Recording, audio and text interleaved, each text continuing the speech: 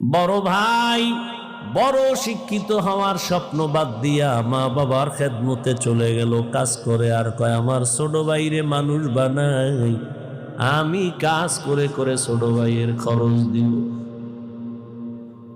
ছোট ভাইরে কষ্ট করে করে মানুষ বানাইছে, কিন্তু বহু ছোট ভাই বড় ভাই মানুষ হইতে পারে না, শিক্ষিত না হয় ছোট ভাইরে বানাইছে। ছোট ভাই এখন চাকরি করে, বড় ভাইয়ের খবর নেয় না।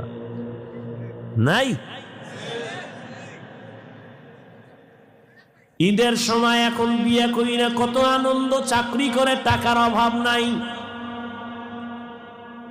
একই জায়গার এক পার্শ্বে বড় ভাইয়ের ছোট একটা ভাঙা ঘর, বড় ভাইয়ের ভাঙা ঘর আর ছোট ভাইয়ের ঘরটা ছাদ দেওয়া বিল্ডিং।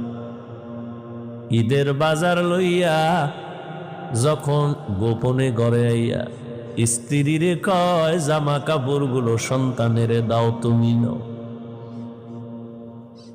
বড় ভাই তো জানালা দিয়া তাকায় দেখছে ছোট ভাই আসছে, কিন্তু বড় ভাইরে জিগায় না। বাচ্চারে কি আর কন্ট্রোলে রাখা যায়? ও দৌড় দিছে, কাকা আছে। দৌড়াইয়া গিয়া দেখে ওর চাচতো ভাই নতুন জামা পইরা কত আনন্দ করে। ও একটা দৌড় দিয়া কয়, আব্বু আমারে জামা দিবা কবে? বাবা এই কথা শুই না চোখের পানি ছেড়ে কান্না করে,